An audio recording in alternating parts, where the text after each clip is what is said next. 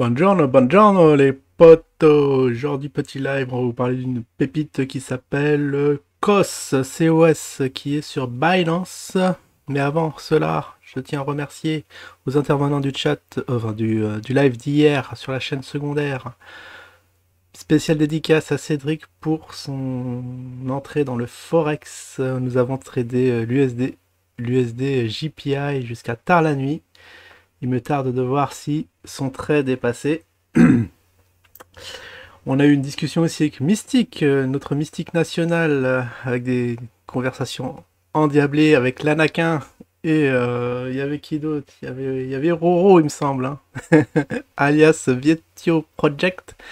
Et bien évidemment, les Perma, les Jean-Loup, merci à eux. Discussion, oui, effectivement, on a eu. Est-ce que, entre autres, Vetio, est-ce que c'est une blockchain décentralisée ou pas? J'en ai eu le fin mot de l'histoire, effectivement. Alors, ah, je l'ai là. Ah, il y a Perma qui monte sa moto. Des choses que vous ne devrez pas voir. Ah, on m'a dit que. Alors, j'ai demandé ça à des spécialistes Discord.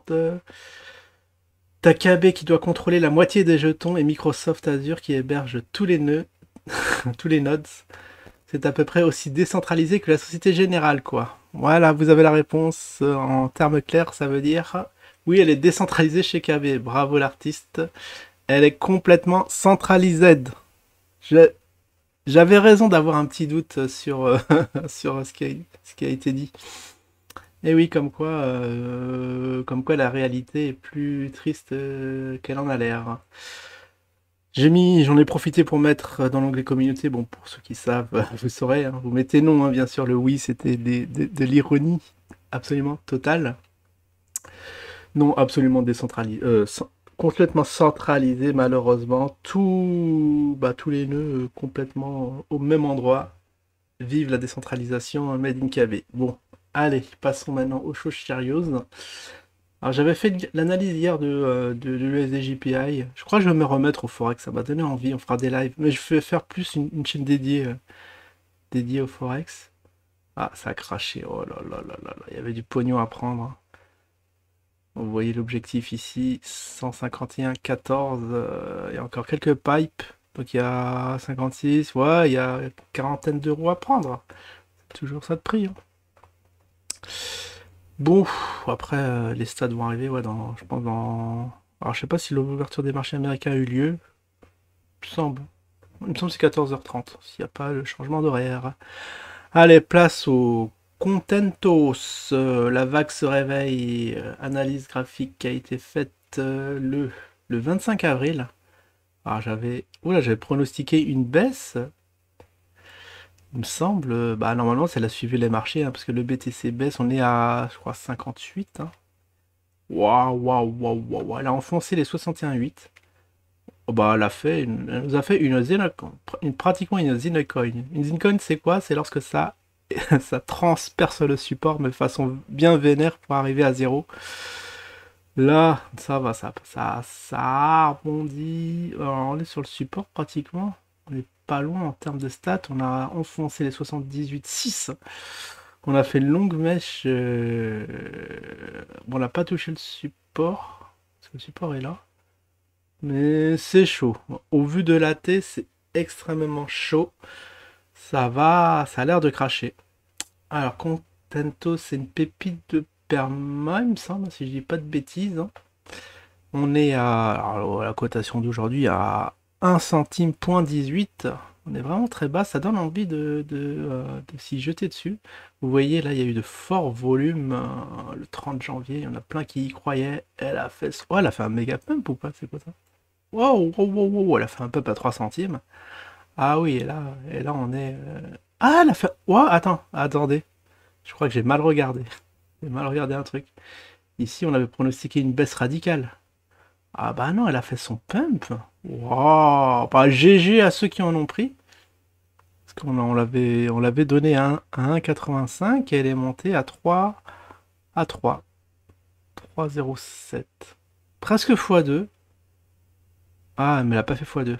Ah, c'est dommage. Parce que j'ai dû mettre un ordre sur Binance disant que je la lâche. Bah, à x2. Attends, je vais regarder ça tout de suite. Puisqu'effectivement, j'ai dû l'acheter.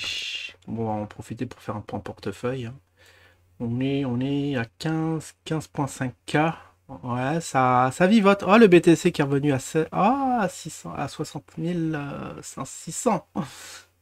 Bah, c'est génial, ça repart. On pensait que c'était la fin du monde, plus 3%. Elle nous a fait une superbe mèche parce qu'elle a enfoncé de support, hein, notre ami BTC.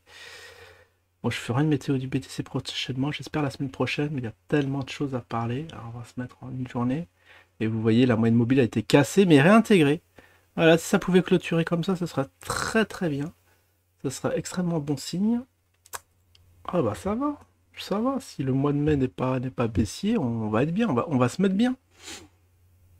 Alors, le COS, vous voyez, j'ai mis une limite à 3,59 et on les a pas eu. Oh, la grosse mèche, bah GG, GG à Perma, c'est lui qui m'a donné la pépite. Est-ce qu'il a mis un levier dessus? Oh, ça aurait été beau, ça aurait été beau. Bon bah voilà, d'un point de vue analyse technique, elle a fait amplement son job. La pépite, elle a même trans... Alors j'ai pas fait la vague 3. Que se passe-t-il? Que se passe-t-il? J'ai mis... Vous voyez les premières prises de bénéfices, mais pourquoi je les mets aussi haut? Un truc que je capte pas, j'ai pas dû faire la vague. Vous voyez, j'ai mis une prise ici. Attends, si. En fait, il faut le fermer parce que il y a la mèche, il y a la mèche qui me gêne. On était ici. Ah, donc ici j'ai mis un. Bah, c'était la résistance. Ok, le haut de la point 3, la résistance, il fallait. En fait, on était. Le haut de la vague 3, c'était pas là, mais c'était plus haut. C'était à 3, donc il faudra retravailler les vagues. Bon, je ferai ça un de ces quatre. Vous voyez, en termes de volume, toujours des volumes fournis. À mon avis, il se passe quelque chose. Vous voyez, les gens ne lâchent pas l'actif, bien qu'il y ait eu de fortes ventes. Voilà, c'est le moment, comme diraient certains. Allez, on va vous lire un peu de fondamental, hein, vous êtes là pour ça.